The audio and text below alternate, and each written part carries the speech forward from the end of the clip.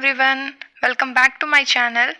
So today we will discuss about principles of management, which is the topic of business studies of class 12th. So let's start. So firstly we will discuss about the principle of management that is developed by Henry Fayol. He is also known as the father of management studies and thoughts. Because of various contributions, he made a clear distinction between technical and managerial skills, and he identified the main steps in the process of management which are considered the major functions of management, like planning, staffing, organizing, directing and controlling. So he developed 14 principles of management which act as guideline for managers to perform managerial activity. So we will discuss all these principles step by step.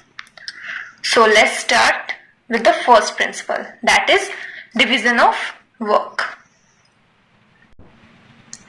According to this principle, the whole work must be divided into small tasks or unit, and instead of assigning the whole work to one person, one task or one unit of work should be assigned to one person according to capability, qualification and experience of the person. It means कि जितना भी work है organisation का, उस work को एक small task में हमें डिवाइड करना होगा या फिर एक स्मॉलर यूनिट में, और पूरा काम एक पर्सन को असाइन करने के बजाय वन टास्क और one unit of work should be assign to one person. मतलब जितना भी वर्क है आपने एक टास्क को एक पर्सन को असाइन करना होगा अकॉर्डिंग टू देयर कैपेबिलिटीज. मतलब जिस पर्सन की जिस हिसाब की कैपेबिलिटी है, उसकी क्वालिफिकेशन है, एक्सपीरियंस है, उसके बेसिस पे हमें उसको टास्क assign करना चाहिए. And when a person is performing a part of job again and again, he will become perfect and specialized in doing that, and the efficiency level will improve. अब जब वो person उस task को बार बार करेगा, उस job को बार बार करेगा, एक दिन वो अपने आप ही वो परफेक्ट बन जाएगा और स्पेशलिस्ट बन जाएगा अपने उस फील्ड में, जिसकी वजह से क्या होगा, हमारे जो ऑर्गेनाइजेशन का एफिशिएंसी लेवल है वो अपने आप इम्प्रूव होगा. इसीलिए फ्यूल ने कहा है कि not only the factory work but technical, manager and skill job should also be divided into small segments for specialisation. इसीलिए उन्होंने कहा है कि केवल फैक्ट्री वर्क ही नहीं, जो टेक्निकल वर्क्स होते हैं, मैनेजरल वर्क्स होते हैं, जो स्किल्स होती हैं हमारी, उनको भी हमें एक स्मॉलर सेगमेंट में डिवाइड करना चाहिए ताकि हमें स्पेशलाइजेशन अचीव हो सके. अब इस प्रिंसिपल के पॉजिटिव इफेक्ट्स क्या है? पहला इफेक्ट तो हमारा यही समझ आ रहा है कि हमें स्पेशलाइजेशन मिलेगा. दूसरा कि हमारी एफिशिएंसी जो है वो इम्प्रूव हो जाएगी. एंड नेगेटिव इफेक्ट ये है कि भाई जब आप इसको वॉयलेट करेंगे तो आपको लैक ऑफ एफिशिएंसी होगा and there will be no specialisation and chance of duplication of work. जब एक काम आप एक पर्सन को दोगे तो वर्क का डुप्लीकेशन नहीं हो पाएगा, लेकिन जब आप एक ही काम है, अगर उस काम को 10 लोग को आप दोगे करने के लिए तो काम का डुप्लीकेशन होने के चांसेस ज्यादा हैं. Now let's move to our next principle, that is authority and responsibility. Authority means power to take decision, and responsibility means obligation to complete the job assigned on time. Authority का मतलब होता है कि आपके पास power है decision लेने का. Responsibility का मतलब ये है कि आपके पास ऑब्लिगेशन है एक वर्क को, एक जॉब को समय से कंप्लीट करने का. ये प्रिंसिपल हमें ये बताता है कि there must be balance of parity between the authority and responsibility, कि हमारे ऑर्गेनाइजेशन में अथॉरिटी और रिस्पॉन्सिबिलिटी के बीच में बैलेंस होना बहुत जरूरी है. Excess of authority without matching responsibility may bring negative result, and excess of responsibility without matching authority will not allow the worker to complete his job on time. भाई ज्यादा authority हो जाएगी या ज्यादा रिस्पॉन्सिबिलिटी हो जाएगी तो इसका इम्पैक्ट हमारे ऑर्गेनाइजेशन पे नेगेटिव पड़ेगा.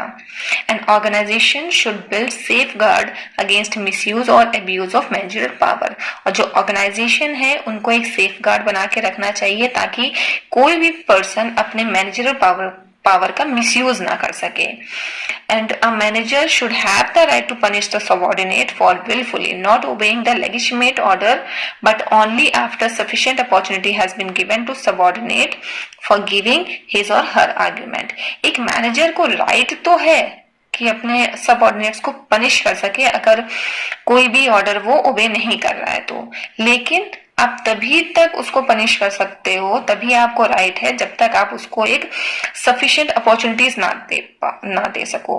भाई सबसे पहले आप उसको मेन टाइम ऑफ अपॉर्चुनिटीज दो ताकि वो अपनी मिस्टेक्स को रेक्टिफाई कर सके, लेकिन अगर फिर भी वो रेक्टिफाई नहीं करता है तब आपके पास अथॉरिटी है, आपके पास पावर है उस डिसीजन को लेने का कि आप उसको पनिश कर सको। तो इसीलिए अथॉरिटी और रिस्पॉन्सिबिलिटी दोनों के बीच में बैलेंस होना बहुत जरूरी है। पॉजिटिव इफेक्ट क्या होगा इसका कि कोई भी पर्सन अपने अथॉरिटी का मिसयूज नहीं कर पाएगा। एंड सेकंड पॉजिटिव इफेक्ट इसका ये हो सकता है कि helps in meeting the responsibility on time without any delay. भाई जब हर कोई इंसान अपना अथॉरिटी अपनी रिस्पॉन्सिबिलिटी प्रॉपर तरीके से उसको परफॉर्म करेगा तो कोई भी काम जो है हमारा, कोई भी रिस्पॉन्सिबिलिटी जो है हमारी समय से पूरी होगी without any delay. And consequences क्या हो सकते हैं अगर हम इसको वायलेट करें या इसको हम फॉलो ना करें। पहला कंसिक्वेंसेस ये हो सकता है कि हमारे काम में डिले हो सकता है, भाई हमारा काम समय से पूरा नहीं होगा अगर हम अपनी अथॉरिटी नहीं सही से पूरी करेंगे तो, या अपनी मिसयूज करते हैं अथॉरिटी का हम तो भी गलत हो सकता है। थर्ड हमारा ये कंसिक्वेंसेस हो सकता है कि overburden with work with excess responsibility. किसी पर्सन के ऊपर आप ज्यादा से ज्यादा रिस्पॉन्सिबिलिटी देते जाओगे तो ओवरबर्डन की वजह से वो अपना काम नहीं पूरा कर पाएगा। Now let's move to our third principle, that is discipline. Discipline refers to following code of conduct, rules, regulation of employment, agreement, good superior at all levels, clear and fair agreement among subordinates and superior, meeting commitments at all level, judicious application of penalties. Discipline का मतलब ये है कि जितने भी rules and regulations होते हैं उनके अंदर में रह के एम्प्लॉयमेंट एग्रीमेंट के अंदर रहकर आपको अपना काम करना है, और जितने भी सुपीरियर्स है सारे लेवल पर इनको गुड होना जरूरी है, और एक क्लियर और फेयर एग्रीमेंट होना चाहिए सबऑर्डिनेट और सुपीरियर के बीच में। जितने भी कमिटमेंट्स हैं सारे लेवल्स पे आपको पूरा करना है। और फ्योल ये भी कहते हैं कि discipline is required at superior as well as subordinate level. Discipline ऐसी चीज है जो हर लेवल पे जरूरी है, वो चाहे सुपीरियर लेवल हो चाहे सबऑर्डिनेट लेवल हो। भाई इसका पॉजिटिव इफेक्ट क्या हो सकता है कि एक हमारे ऑर्गेनाइजेशन में एक सिस्टमैटिक वर्किंग होगी। दूसरा ये होगा कि इफिशिएंसी हमारी इंप्रूव होगी। एंड इसके नेगेटिव इफेक्ट ये हो सकते हैं अगर हम इसको फॉलो नहीं करेंगे तो डिसऑर्डर होगा, कंफ्यूजन होगा, केओस होगा हमारे ऑर्गेनाइजेशन में, और जो भी हमारे रिसोर्सेस हैं उसका वेस्टेज भी हो सकता है, हमारे काम में डिले हो सकता है अगर हमारे ऑर्गेनाइजेशन में रूल्स एंड रेगुलेशन फॉलो नहीं होंगे तो। Now let's move to our fourth principle of management, that is unity of command. According to this principle, an employee should receive orders from one boss only, because if he is receiving order from more than one boss, he will get confused and will not be able to understand that whose order must be executed first. इसका मतलब ये है कि जितने भी an employee should receive order from one boss only. भाई जितने भी एम्प्लॉय हैं हमारे एक बॉस से उनको ऑर्डर मिलना चाहिए, क्योंकि भाई अगर उनको एक से ज्यादा बॉसेस से अगर उनको ऑर्डर मिलेंगे तो वो कंफ्यूज हो जाएंगे कि हमें किसका ऑर्डर पहले करना है, किसका ऑर्डर बाद में करना है। अगर एक बॉस उनका होगा, एक कमांड उनको देगा तो वो उसको अच्छे से फॉलो कर सकेंगे।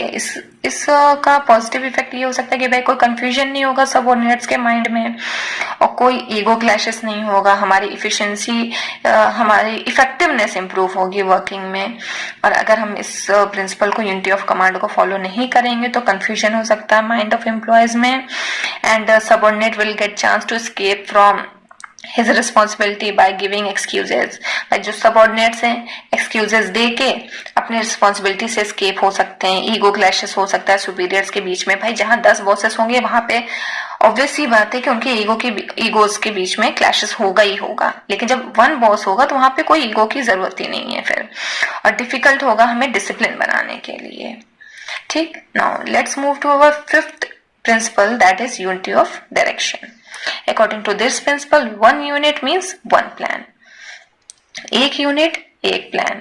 That is the effort of all the members and employees of organization must be directed one direction, that is the achievement of common goal. Means पूरे ऑर्गेनाइजेशन में जितने भी एम्प्लॉयज हैं उन सबको एक ही डायरेक्शन में चलना होगा, तभी वो अपने कॉमन गोल को अचीव कर सकेंगे. If this principle is applied it leads to coordination. अगर ये प्रिंसिपल को हम अप्लाई करेंगे तो इससे क्या होगा, सारे ऑर्गेनाइजेशन में कोऑर्डिनेशन बनेगा. And each department and a group having common objective must have one head and one plan only.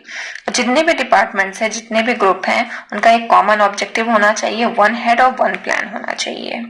इसका पॉजिटिव इफेक्ट क्या होगा? पहला इफेक्ट ये होगा कि भाई जो भी ऑर्गेनाइजेशन गोल है हमारा उसको हम अचीव कर पाएंगे. एंड सेकंड ये हो सकता है कि effort of all the employees get unified towards one direction only. भाई जितने भी एफर्ट्स होते हैं एम्प्लॉयज के वो यूनिफाइड हो जाएंगे एक डायरेक्शन के लिए. एंड द कंसिक्वेंसेस क्या हो सकते हैं अगर हम इसको फॉलो नहीं करेंगे तो?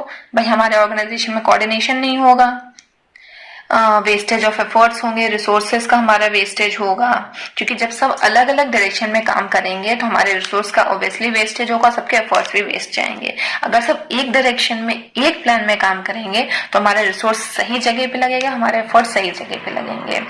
और थर्ड कंसिक्वेंसेज इसका ये हो सकता है कि difficulty in achieving the organisation goal. भाई जहाँ पे 10 एम्प्लॉयज हैं सब अलग अलग डायरेक्शन में जाएंगे तो ऑब्वियसली है कि जो हमारा ऑर्गेनाइजेशन गोल है उसको हम अचीव ही नहीं कर पाएंगे. जब 10 लोग मिलके एक प्लान के तरफ काम करेंगे तो हमारा जो गोल रहेगा वो हम आराम से अचीव कर सकते हैं. सो आज की वीडियो में हमने ये 5 प्रिंसिपल्स को डिस्कस करा है. बाकी के नेक्स्ट प्रिंसिपल हम नेक्स्ट वीडियो में डिस्कस करेंगे. Thanks for watching. Please like, share and subscribe. Thank you.